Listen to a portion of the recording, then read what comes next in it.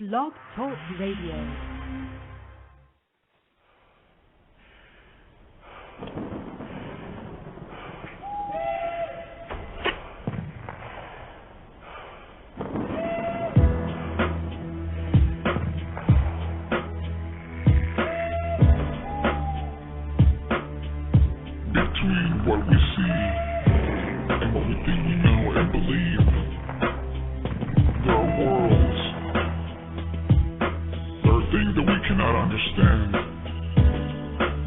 Bigfoots Pad Paranormal Investigations team is in charge of the field.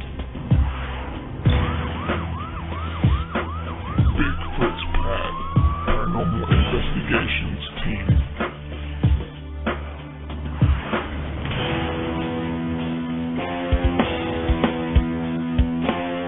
Bigfoots Pad Paranormal Investigations team.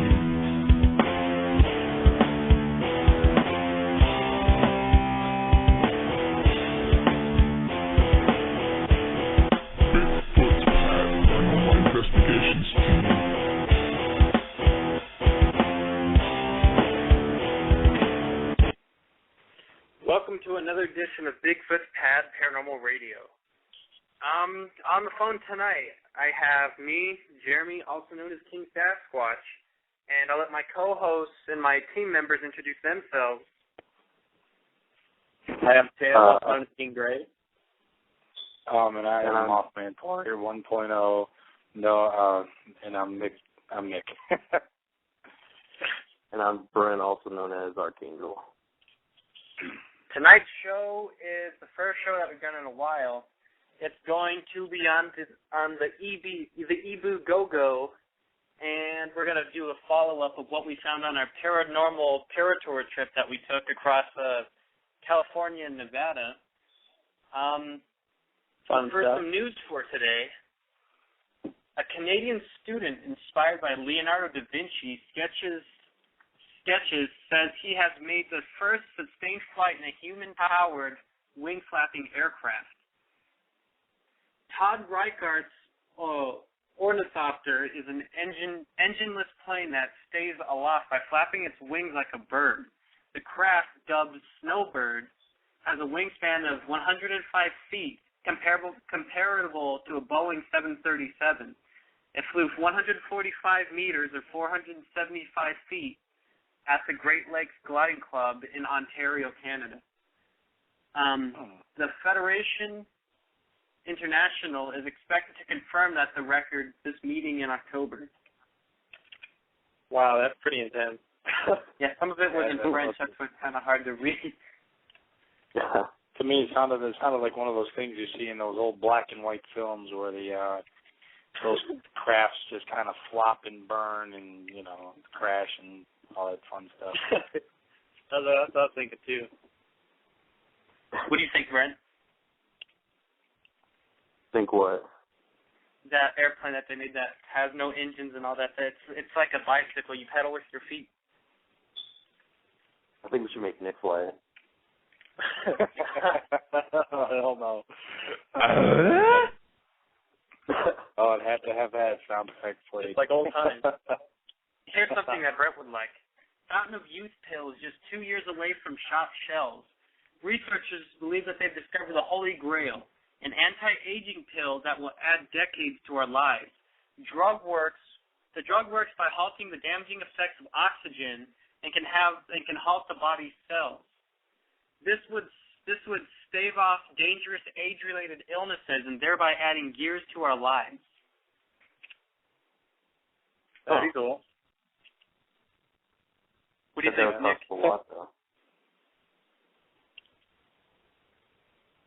Nick? Yeah, how much would it cost? Yeah. They never said. I think a Russian invented it, though. Oh. But my thing is this pill going to be safe? Like, I personally think that it has potential to be a giant malpractice disaster, or however you would say that. Not malpractice, yeah, where it's going to be recalled or something? Yeah. Yeah, it could be a sham, too. I mean, I don't want to play Joe Nichols, but could be a sham.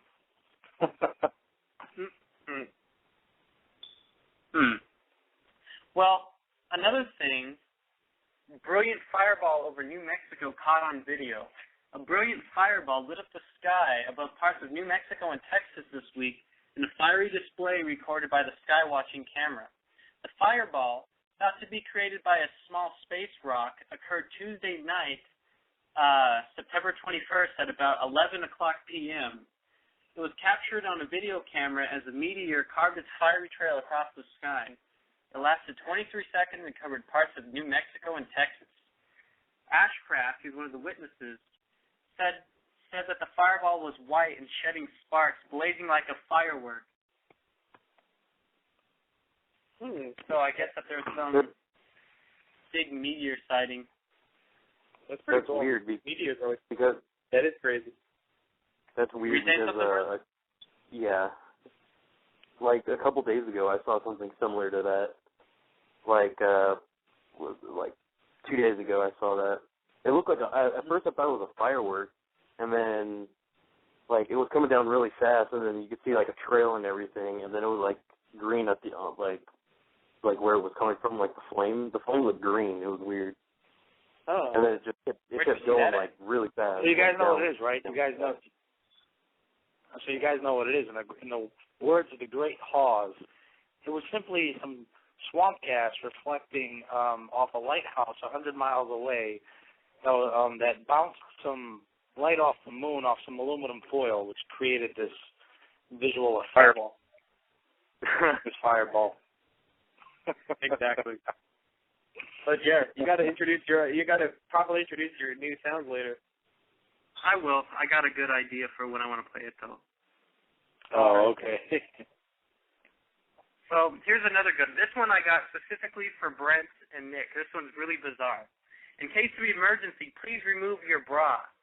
Caught in a disaster? You better hope you're wearing the emergency bra. Simply unsnap the bright red bra, separate the cups that cover the breasts, and slip it over your head. This one cup for you and one cup for your friend. Purchase one online for $29.95. It's like an emergency respirator, like those masks that surgeons wear. Wow. Yeah, that's weird. We should get them, but then again, we have to get two of them because if there's four of us and we only have one bra, that would only save two of us. Oh yeah. Only two. Oh gosh. Nick, what do you think? Are you going to make Marie wear one? So she can save your life, Nick, in a disaster? Yeah, I don't know about you. I want to wear it on my own. I must have to admit, though, They did say that this invention got an award. It got an award last year for most creative invention, and they said that people are actually buying a lot of them and they're making money off of these. Yeah. That's interesting. Yeah, that is a little freaky. So, Brent, would you be freaked out if you were suffocating or something? The lady ripped her bra off and it saved you. Yeah. Scientists at Imperial College London have developed a liquid clothing spray that hardens on the body and turns into a reusable garment. Dr. Flores and professional Paul Luckham have developed a spray out of a can that contains small fibers which are mixed with polymers to join them together and a solvent that keeps the fabric in a liquid form in the can. The solvent evaporates instantly when sprayed when it touches the surface, creating a smooth clothing material that can be washed and reworn. Spray may be in future used to create garments, medical dressings, or upholstery or for furniture. Basically what it is, it's a can, and it's a can of like almost like silly string, like that sort of stuff, and when you spray it, it turns into a shirt, like it morphs around the shape of your body. That's pretty insane. Yeah. So that would be pretty interesting, though. For the team news, I was going to have Brent or Nick talk a little bit about what we've been up to lately. Well, I'll go ahead. What's that? I said go ahead, Brent. Or say whatever you were going to say. Oh, as far as lately, what do you mean by lately? Like our last Paratour stuff? we could just talk about some of the stuff that we've been going over and what we plan to do in like the next month or two and all that. It's like, you mean the stuff we found? Yeah, we could talk about that. Well, at our last trip on our last, what was it, our last Paratour, that we caught the figure of the man at Point. Yeah, we caught that at Gold Point. A figure of a man, an old man wearing a coat and with like a long beard and long hair. We caught it in the post office. That was pretty cool. Yeah, we caught an apparition 3 times actually in the same night. We went back to our Bigfoot spot in California. That was Nick's first time attending the Bigfoot location that we've seen the Bigfoot in the past. Nick, you want to put up a little bit of insight on your opinion on the location and the scenery and all that? Yeah, Nick, and just let's describe the quote situation, Nick. Scary. You go out there and it's dark at like 4 o'clock, 5 o'clock tops, pitch black, and by the time it gets to 8 or 9 o'clock, there's not a sound. The crickets aren't even chirping. So it's like it's something out of like a horror movie or something when you're out there. So, do you think that there could actually be a creature in that location, though, Nick? Do you think it's plausible, or what do you think? Oh, yeah. I mean, definitely. Definitely. I mean, there's like so much acreage. It's kind of like with the number of planets out there. There's intelligent life probably out there. So with all that acreage, with the sightings that have occurred in the area, I mean, most likely there's something there. So. Yeah, not that we showed you right where the incident happened. Remember, Nick, and we took not crime photos, but we took photos of like where the situation took place. Yeah, we made a little demo video of it, and it was a a little crossroad. Did you want to talk a little about what we filmed, Brent? Like our documentary? That's a little vague. Oh, the documentary. Well, yeah, we were on our last trip. We're working on filming our first documentary. It's our ghost investigation a couple of our ghost investigations, and our Sasquatch investigation. What's that, Tim?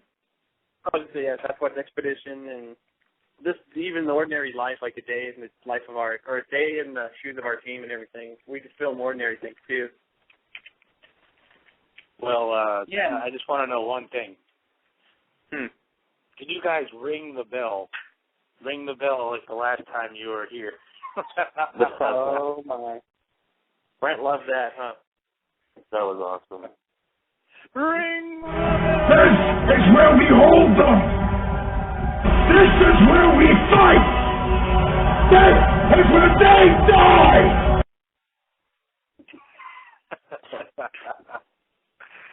I love sound effects, but oh gosh, yeah. So we have about 46 minutes left in the show. I was going to say, do you want to talk for a couple minutes about some of the locations we went to, like the burrow and all that? Sure, I'll talk about it if you want. All right. Well, we began our trip again. We revisited a location we went to last year, Gold Point, and once again, the place never let us down. We got a bunch of EVPs of intelligent spirits talking to us and telling us to be quiet and stuff. But we began by talking there, and again, the people of Gold Point are amazing. They're just awesome people. Yeah, they're great. And we caught a bunch of evidence there. Then the second day of the trip, I don't remember right, we went to another one of our favorite towns, Placerville. We went there for our Sasquatch expedition and stuff. Let's just say, I think the forest is exhilarating. It's pretty fun and everything, but I'm not sure if we caught. I don't think we caught any Sasquatch evidence, but this time around. But we have enough conclusive evidence to go over what happened 2 years ago. So we went there. And from there, we went to the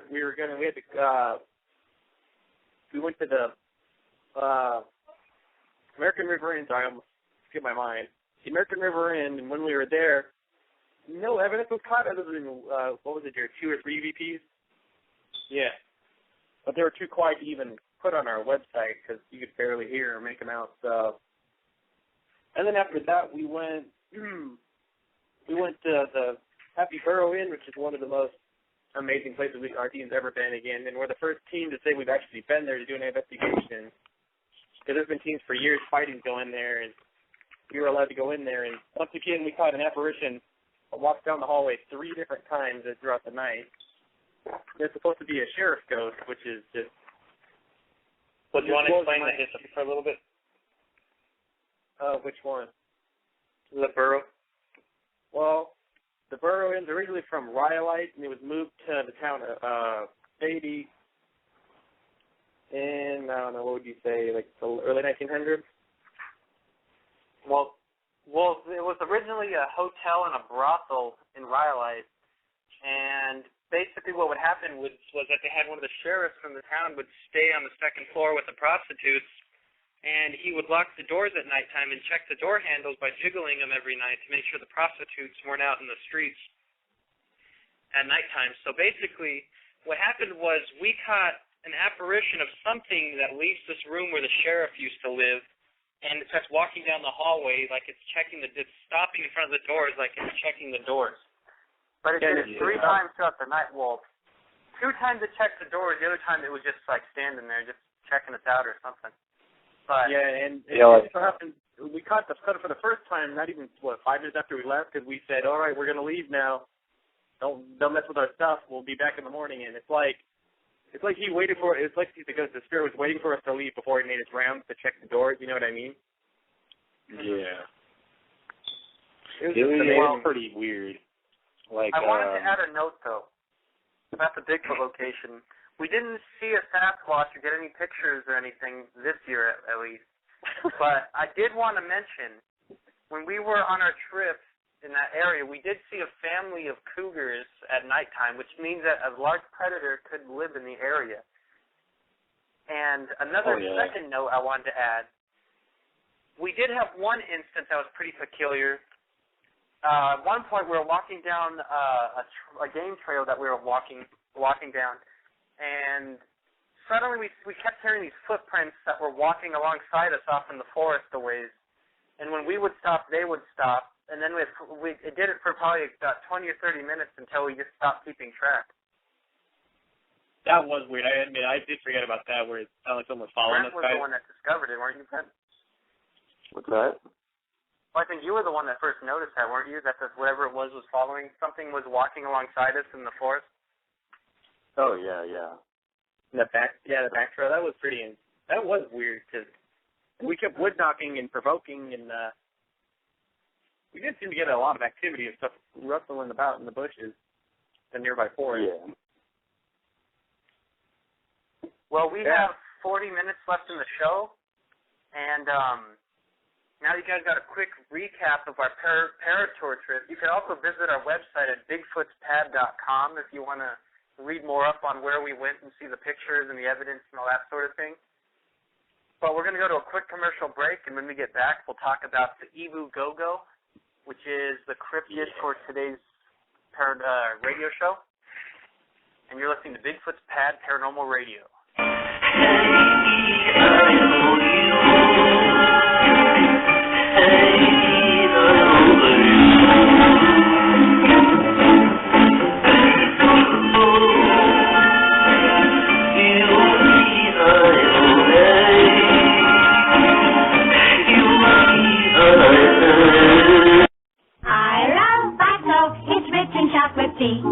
Chocolate flavored Basso is mighty good for me. Mama puts it in my milk for extra energy. Bosco gives me iron and sunshine vitamin D. Oh, I love Bosco. That's the drink for me.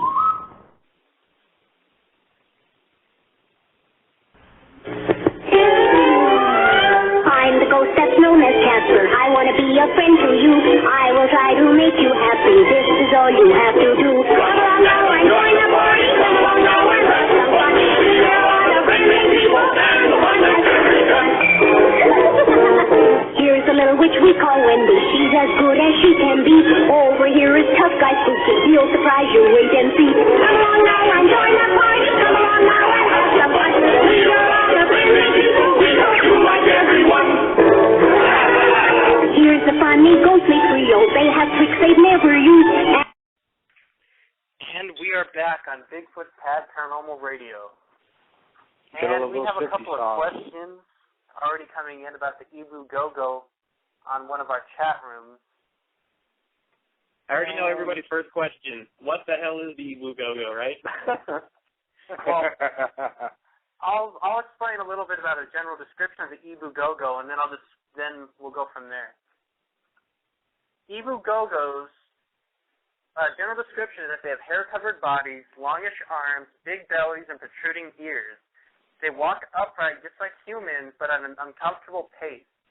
They are nimble climbers and are pretty strong for their size. They can easily uproot small trees to search for food. These creatures are voracious eaters. They would eat anything from fruits, vegetables, insects, and given the chance, human meat. And the Ebu Gogos, they appear in mythology of the people from the island of Flores, Indonesia, which is where they're reported. And in the Nage language of Central Flores, the Ebu Gogo, it means grandmother who eats anything. That's what the name goes to. I don't know about you, but my grandmother eats everything.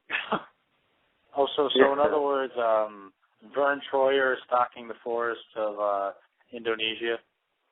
They're not that small. It's supposed to be like a subhuman species that's believed to be like it plays a huge role in their folklore and their everyday life. You know what I mean? Yeah. Because I know it's also said they're supposed to be like really fast runners, and but they do walk with a strange, they do walk very awkwardly, from what I understand. What did they say? They have like a strange gait.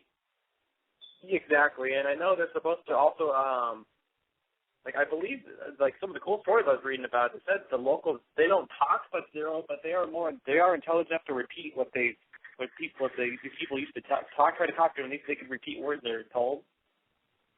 It said that they're like parrot-like. Like, I have a story about that on here. I was just going to go look. Oh yeah, go ahead. I mean, I know a little bit about the Ebu Gogo, but Jeremy knows a little more. Well, I know. Well, the Ebu Gogo supposedly lives in caves called the Liang Bua Caves. I'm not sure. It's on the island of Flores in Indonesia. I guess they were reported all the time until the late 1800s, and now once in a while you get a story coming out, but for the most part, they said people think they might be extinct.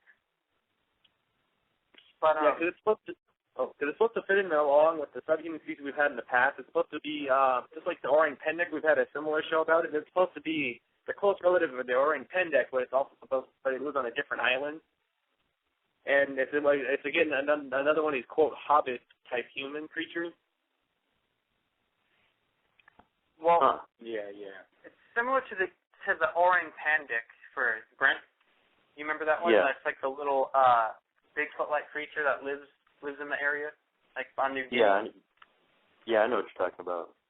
Well, here's another strange thing before we get talking about the specific stories. In 2003 on Flores, the remains of a meter-tall hominid, Homo Florensensis, is how I think you say that, suggests a more literal interpretation of the Ebu Gogo. The Ebu Gogo, I'm just going to say Ebu Gogo, the humanoid that's similar to Ebu Gogo.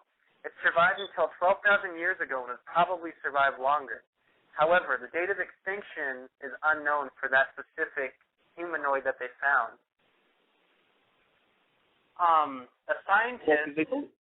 I'm sorry, go ahead, Jerry. Says, my guess is that the Ebu Gogo was not... Or no, I'll go back to that later. But yes, what were you saying, Tim? Oh, what I was going to say is that some people think the Ebu Gogo is like the modern-day version of it, you know what I mean? Just like people say that Bigfoot and Sasquatch are like the modern precursor to Gigantopithecus. Mm-hmm. Yeah. Well, some people think that it could possibly be that little dwarf human subspecies, what some people think. Yeah, with some of those fossils that are found, for our living members of that species, that there's great evidence with the eyewitness accounts and then the fossil evidence of that creature found in that area. So that they just back each other up. Well, yeah, because I know they said they found seven dwarf skeletons. I know, like the Homo Florensensis. Yeah. Mm-hmm. They found 7 skeletons, so obviously there's enough to reproduce. Oh yeah. Well, there's a couple of things that are strange that I would like to bring up to Nick. There's a guy, Richard Roberts, who spent, in 2004, he was on the island looking for recent Ebu Gogo sightings, and I guess he found some. I'm going to read a couple of his stories right now, and then I'm going to get some feedback real quick. In October 2004, he said, when I was back in Flores, I heard reports and tales contained the most fabulous details, so detailed that there's no way that these could have been made up, but they have truth to them, is what he said. One of the village elders told us that the Ebu Gogo ate everything raw, including vegetables, fruits, meat, and if they got a chance, even humans. Villagers say that the Ebu Gogo raided their crops, which they tolerated, but decided to chase them away when the Ebu Gogo stole and ate one of their babies. They ran away with the baby to their cave, which was at the foot of the local volcano, some tens of meters from a cliff face. The villagers offered them bales of dry grass and fodder, which they accepted. A few days later, the villagers went back with a burning bale of grass, which they tossed into the cave and lit on fire. Outran some of the Ebu Gogos, singed but not fried, but they were last seen heading west in the direction of the Liang Bua caves, which is where they found the remains, it says also. Yeah, so they kind of went on like a genocide trying to kill these creatures because they began to kidnap their children and try to eat them and everything, but yeah. So basically what it says is they chased these animals into the cave system around there, and that whatever these creatures are, I guess there was a couple of them that survived and went into those caves. And it just so happens that they found the ancient remains of a similar creature in the same caves, which is kind of cool. Oh, yeah, and I got one more thing to add on to that, because I know it said, how they happen to kidnap children and babies? Mm-hmm. It said they kidnapped children because they also tried to, because it says that they were, not as smart as modern humans, so they thought by kidnapping the children, maybe they could cook for them, because, they wanted to have, good cooking, I guess. They thought the little children would be able to cook, but they didn't know how to. What do you think, Brent? I think they want themselves baby food. Yeah, no, that's interesting.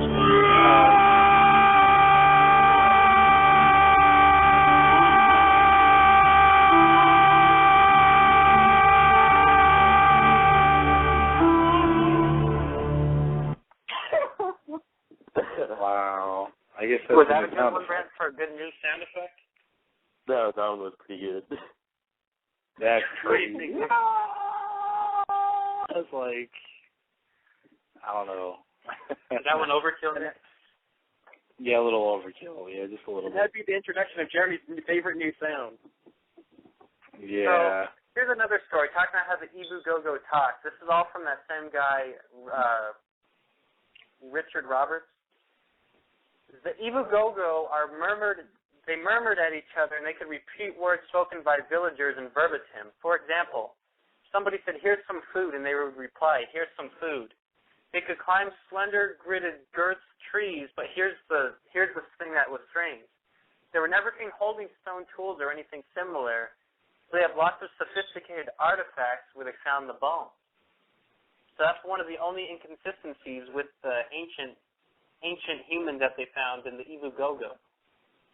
Oh, yeah, the Ebu Gogos, they said they don't use tools, but the other ones did. That's just what they've seen, though. Maybe, for all we know, because I've seen pictures online which shows like an older-looking guy, a male Ebu Gogo, he looks like he's holding like an animal or a sack or something with a stick. Well, what do you think, Nick? Do you think that it's kind of weird? Do you think they use tools, or do you think it's from your knowledge? What do you think? Well, I mean, well, we could see that there might be a clue as to whether it uses tools or not by its nature and its dieting habits. It's known for, eating anything and having a very large appetite, and even kidnapping human beings and consuming those, as disturbing as that sounds, which is quite startling because most hominids aren't carnivorous to that extent. So, because these creatures seem very, very predatory, they may not use tools because they're very, very crude. They're more beast than man, I think, compared to other hominids like the orang pendek and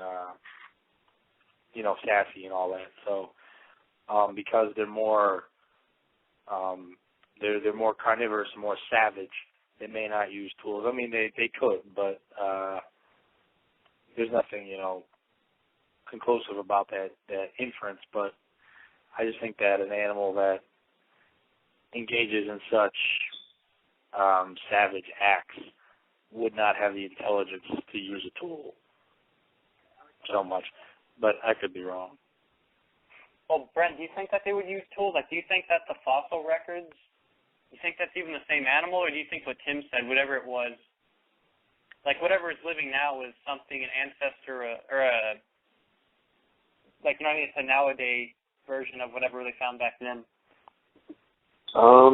As far as using tools, it could be a different type of species.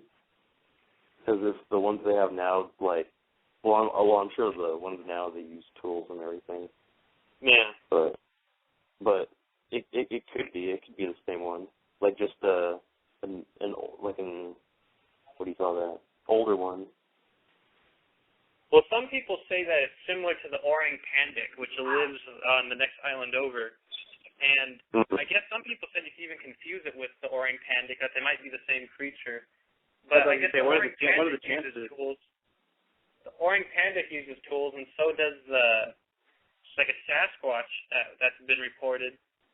But then again, this might not even be a Sasquatch. Yeah. I don't know. I think this creature's pretty fascinating. And like we were talking about before, guys, remember having a possible trip to Gorka? Yeah. I think we could see the island of Flores in our future. What about you, Nick and Brent? Yeah. Well, Brent, like I was going to say, there was ways of capturing it according to a villager, though. Gotta imagine, Brent. They said, it's only a spirit, it's not a god. So it can't disappear, change shape, levitate, or transform into animals, it says, Brent. So we do have some hope of capturing it. We have a chance. No, Brent, like I said, because it doesn't disappear, change shape, levitate, or transform into animals. So we have a chance of capture. I could picture Brent jumping and grabbing it, and it disappears like a leprechaun. I don't know what I'm more scared of, the Ebu Gogo or the picture of that guy on Google when you type in New Guinea with the bone in his nose. It's a scientific fact that women like round, muscular butts. Oh, God. We got really quiet. But, yeah, that's a moderately disturbing topic. Because it is. I was looking online. I was supposed to talk to you guys about it after the show, but I told you it's really it's actually within our price range of being able to go there. So, especially if you follow through with our sponsorship. Well, what do you call it? I don't know.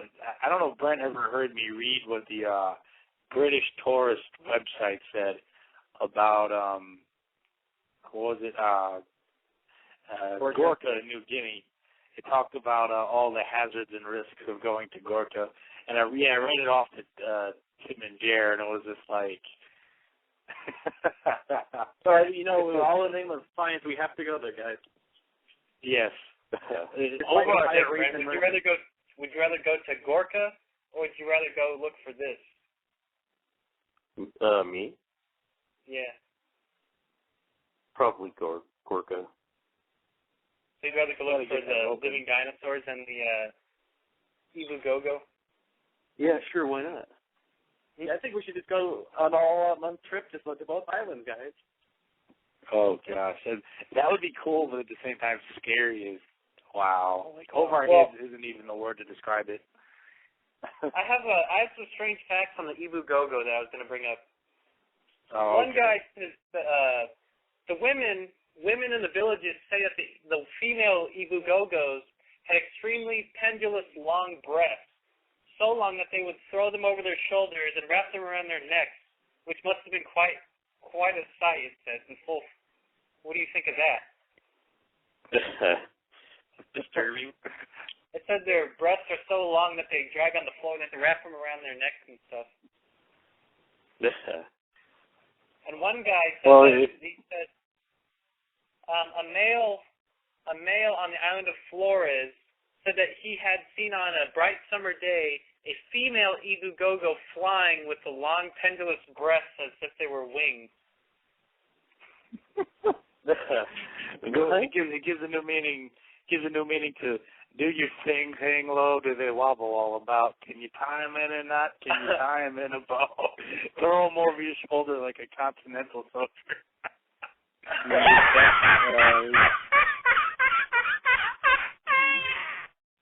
Maybe they wrote that song about the Ebu Gogo. I don't know.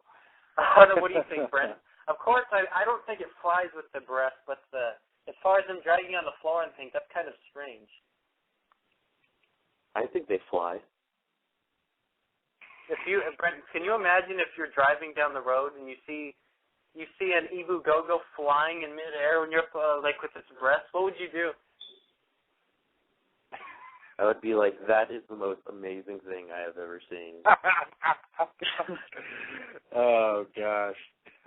But no, this creature. But then again, really that Roberts guy I was telling you about, he said, interestingly, on their expedition, they did find lumps of dirt with black hair in them with fresh tracks.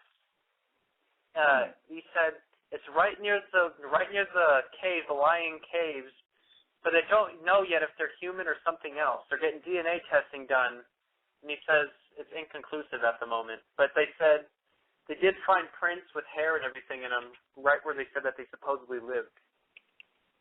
Well, and the freaking beats in the fact too.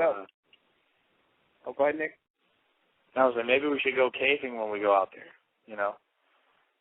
I think that might be one of the last places I'd want to stick my head in caves on those islands.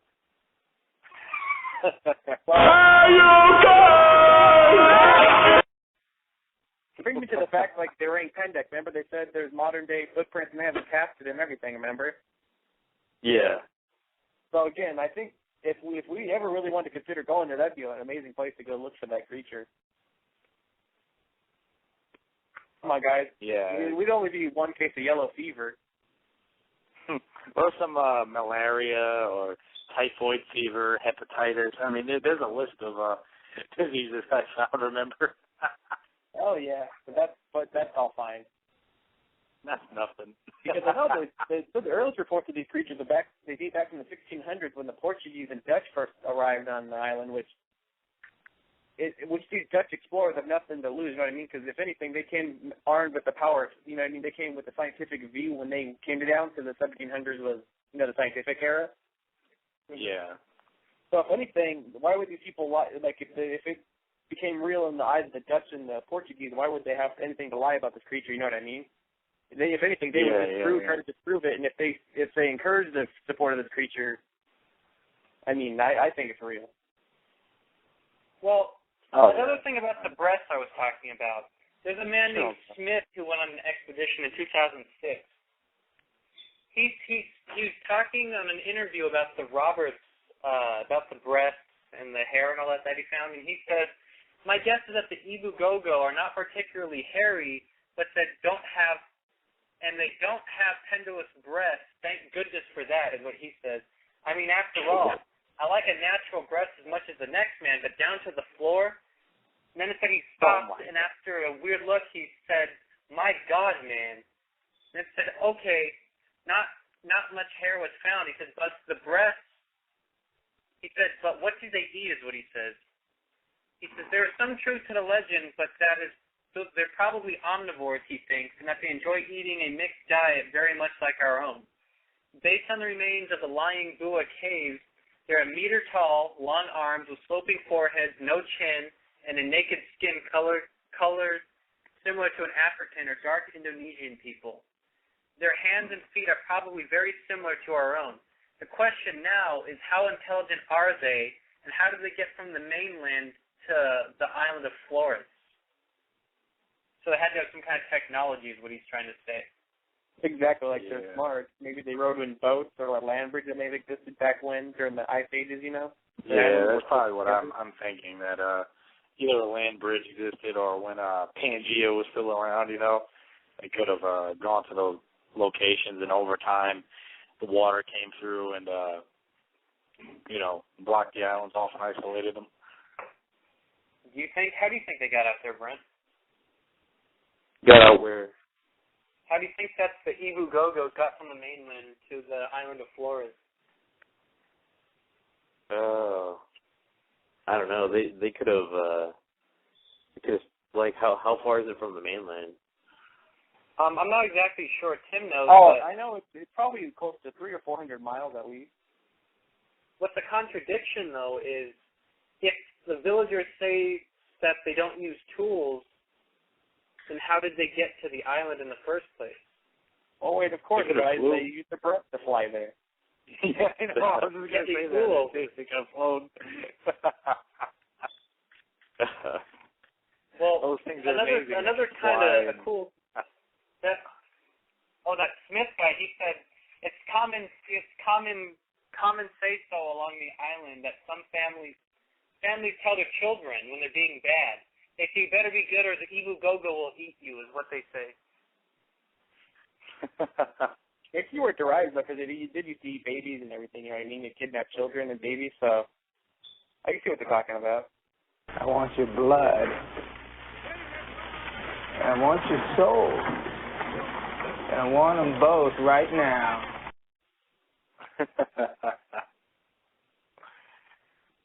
I'd like to mention, guys, Paratour 2012, Indonesia. That would be awesome, but scary. I would still want to go out there and do that, but yeah, at the same time, it's like scaring the living daylights out of me. Thinking about. What about you, Brent? I'm down. Me too. All we gotta do is, because I know when you go there, they recommend that tourists hire bodyguards, mercenaries. It said since they're poor, that you could hire a mercenary for a week for $120 American money. Wow. But then again, you have to imagine, Brent, do you think that you would trust somebody that you just met with an AK-47 following us into the deep jungle that we don't know? Yeah, that might be a little bad. Yeah. We'll just get a foreigner who's following us through the jungles for days. Come on, Brent, you don't know with your life. Yeah, let's gamble. Well, and one other thing I was reading up online, guys, it said if you go to a village, you should just donate like $10 to $12 American money to them, just to be nice. Because it said if you don't, you may lose your head in quotations, like literally. Wow.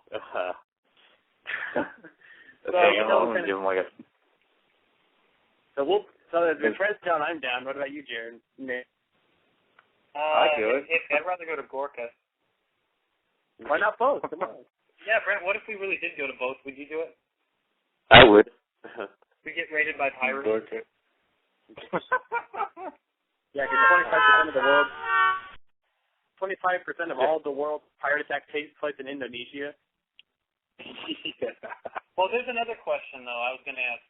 So, if we went to the area, would you go on the island of Umboy Island, or would you stay on mainland New Guinea? Go to Umboy, come on. Well, they said Umboy Island has a population of 0, is what they said.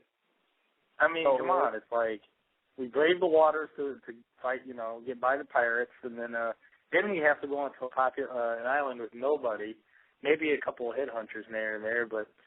Well, the largest spider in the world lives on. One of them lives on that island too. Yeah, we could face those too. They showed a picture of one. They had a big black and red spider that was like the size of your fist. Wow. Crazy. Sounds pretty good, huh, Brent? Yeah. Well, it gets better because, well, I was going to say, if it makes you guys feel any better, the island of Komodo, where all the Komodo dragons are, right near where the Ebu Gogo sighted. Oh, yeah. Come on, yeah, we can face the curse of the Komodo. Well, we have 14 minutes left in the show, and we're going to take a quick commercial break. Then when we come back, we're going to continue talking about the Ebu Gogo. And you're listening to Bigfoot's Pad Paranormal Radio. Up from the depths, 30 stories high, breathe fire, his hand in the sky. Godzilla, and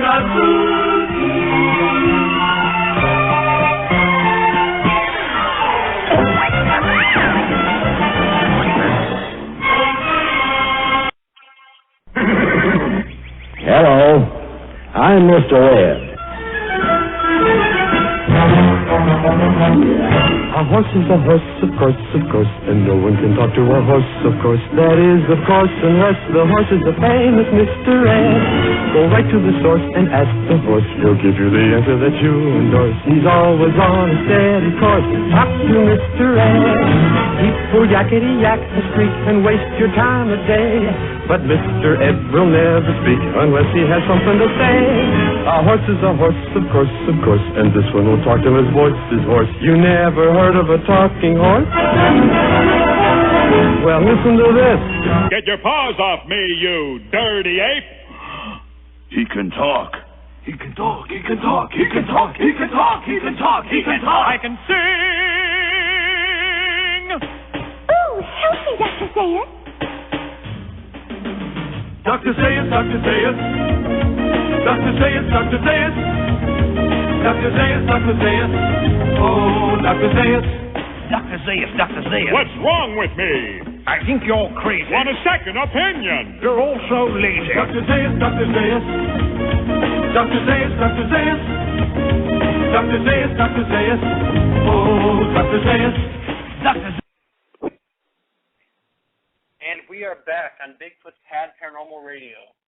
Tonight's topic, we talked a little bit about our Paratour trip and about our locations that we went to. And right now we're talking about the Ebu Gogo. It's a little furry, well, they're not really sure if it's furry or not, but it's a strange creature that's sighted on Flores Island in Indonesia. And it's been said to eat children, terrorize the Nage crops and all that sort of stuff. And right now we're talking a little bit about the habits of the creature. Yeah, because I know it said the Nage people mostly were the ones that were terrorized by these creatures, where they ruin their fields and everything. Mm-hmm. It's almost like they had a feud against them, you know what I mean? Because, they used to tolerate them, and then they burnt their fields down. Like the Ebu Gogo burnt down the fields and destroyed their crops, out of spite. Again, then they went on a manhunt against them. So you could almost say that this one tribe kind of drove them to extinction. Well, you know what I mean? I do have a strange report I would like to talk about. There's a story that comes back from the 1980s. It says that an Ebu Gogo is believed to have been hunted and eaten by some villagers. It says they believe that this was one of the last Ebu Gogos or the last Ebu Gogo to die. They said that it was seen terrorizing a village, so they killed and ate it. But it says that when they ate the meat, people got a strange sickness and died. Wow. That's weird. Yeah. So, on all I respect, though, if we do go to this island, though, guys, these islands, we definitely should consider going and looking for this creature, because this creature is people say they still see it, supposedly, Well, yeah, I do have a statement, though. If the villagers killed something that looks similar to a human and ate it, what's to say that they won't kill us and eat us if they wanted to? Yeah. Make a Brent about that guy. Yeah, so Brent, that guy. I don't know. No, Brent. Jer, you know what I'm talking about, Jer. You know when you go on Google and you search New Guinea and that guy with the bone in his nose and the feathers on his head? Yeah, he's going to try to eat you. Most likely. But this What about their legs? They don't eat those. because this creature in the Orang Pendek, I believe they're the same creature myself, because they're hobby. I believe they're my personal opinion, I believe they're supposed to be subhuman species. You know what I mean? Like of the Homo Florensensis or whatever it's called there. You know, the creature. I believe they're modern relatives to this creature, and I believe because what are the chances? Both of them are about 1 meter tall, you know, and they're considered hobbits. They're either the same species. They're so close. So similar. It's probably almost indistinguishable. Exactly. And the islands are only maybe a couple hundred miles apart, so it's definitely possible they could have come from, you know, the same source. Yeah. Yeah. Well, I mean, maybe the Ebu Gogo, maybe like if it is extinct, it may be extinct, but we all know the Orang Pendek is still sighted. They have foot casts and everything of it, and even a supposed video of it too. Yeah. Well, it says that there's a pair of Ebu Gogos in 2005 that was seen wandering around a beach, it says. It says they fled into the deep forest when sighted, and it says villagers say that descendants live in the caves of where the originals were chased in the 1800s.